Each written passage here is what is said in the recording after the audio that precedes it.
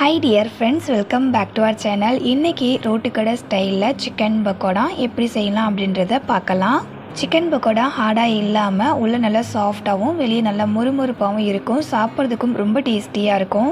ரெசிபிக்குள்ளே போகிறதுக்கு முன்னாடி எப்போவும் போல் உங்ககிட்ட ஒரு சின்ன ரெக்வஸ்ட். நீங்கள் இன்னும் மை ஸ்டைல் குக்கிங் சேனலை சப்ஸ்கிரைப் பண்ணலை அப்படின்னா சப்ஸ்கிரைப் பண்ணிக்கோங்க. இந்த ரெசிபியையும் லாஸ்ட் வரைக்கும் ஸ்கிப் பண்ணாமல் பாருங்கள். இப்போ வாங்க ரெசிபிக்குள்ளே போகலாம்.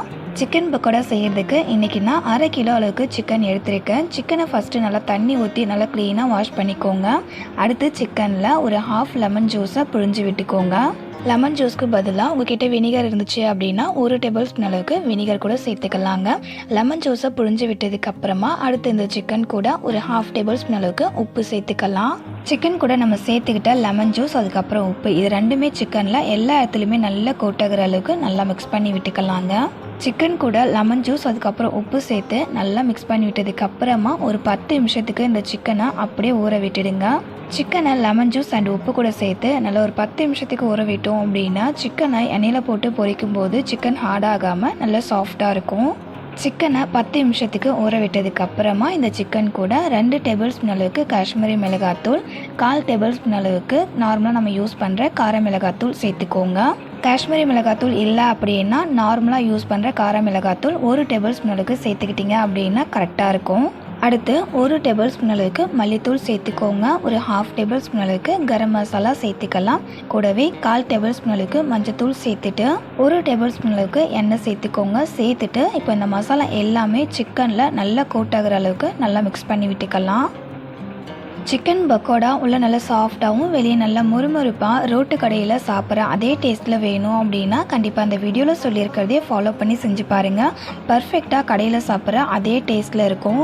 சிக்கனில் மசாலா எல்லாமே நல்லா கோட் ஆகிற அளவுக்கு மிக்ஸ் பண்ணி விட்டதுக்கப்புறமா அடுத்து இந்த சிக்கன் கூட 1 டேபிள் ஸ்பூன் அளவுக்கு கார்ன்ஃப்ளவர் சேர்த்துக்கோங்க. 1 டேபிள் ஸ்பூன் அளவுக்கு மைதா மாவு சேர்த்துக்கோங்க. மைதா மாவு சேர்த்துக்கிறதுக்கு உங்களுக்கு விருப்பம் இல்லை அப்படின்னா மைதா மாவை ஸ்கிப் பண்ணிவிட்டு அதுக்கு பதிலாக 3 டேபிள் ஸ்பூன் அளவுக்கு அரிசி மாவு கூட சேர்த்துக்கலாம். சிக்கனில் நம்ம சேர்த்துக்கிட்ட கார்ன்ஃப்ளவர் அதுக்கப்புறம் மைதா மாவு இது ரெண்டுமே நல்லா கோட் ஆகிற அளவுக்கு நல்லா இந்த மாதிரி கையால் பசஞ்சு விட்டு மிக்ஸ் பண்ணிக்கோங்க.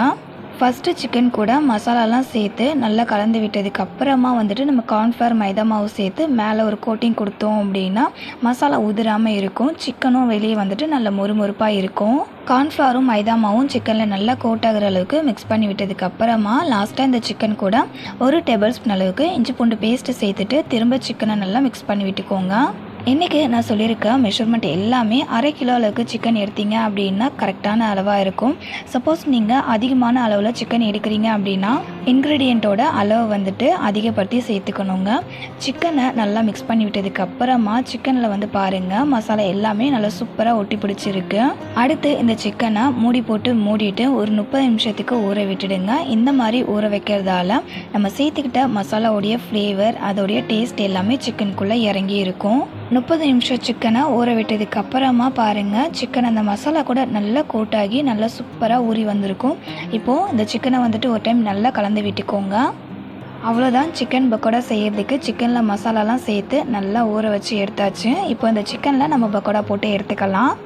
ஸ்டவ் ஆன் பண்ணிவிட்டு ஒரு வானலில் சிக்கனை பொரித்து எடுக்கிறதுக்கு தேவையான அளவுக்கு எண்ணெய் சேர்த்துட்டு எண்ணெயை சூடு பண்ணிக்கோங்க.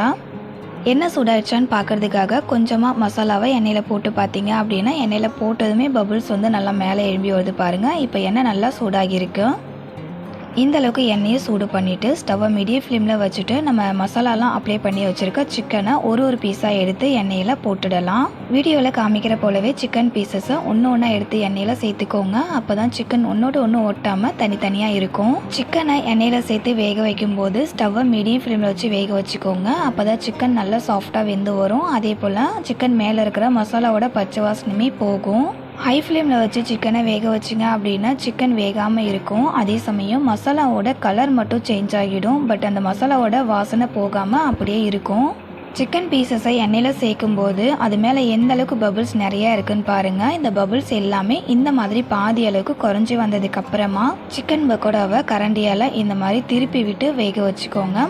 இடையில சிக்கன் பக்கோடாவை இந்த மாதிரி திருப்பி விட்டு வேக வச்சுக்கோங்க. சிக்கன் பக்கோடா மேலே இருக்க பபுள்ஸ் எல்லாமே இந்த மாதிரி நல்லா குறைஞ்சி வந்ததுக்கு அப்புறமா இப்போ இந்த சிக்கன் பக்கோடாவை நம்ம எண்ணெயிலேருந்து எடுத்துடலாம். சிக்கன் மேலே இருக்கிற அந்த மசாலா வந்து பாருங்கள் கொஞ்சம் கூட உதிராமல் அப்படியே அந்த சிக்கனில் எந்த அளவுக்கு நல்லா ஒட்டி பிடிச்சி இருக்குது அப்படின்னு கொஞ்சம் கூட மசாலா உதிரவே உதிராது. சிக்கன் வெந்துடுச்சு அப்படின்னா அது மேலே இருக்கிற மசாலா நல்லா முறுமுறுப்பாகிடும். அதை வச்சு நீங்கள் தெரிஞ்சுக்கலாம் சிக்கன் நல்லா வெந்திருக்கு அப்படின்றத.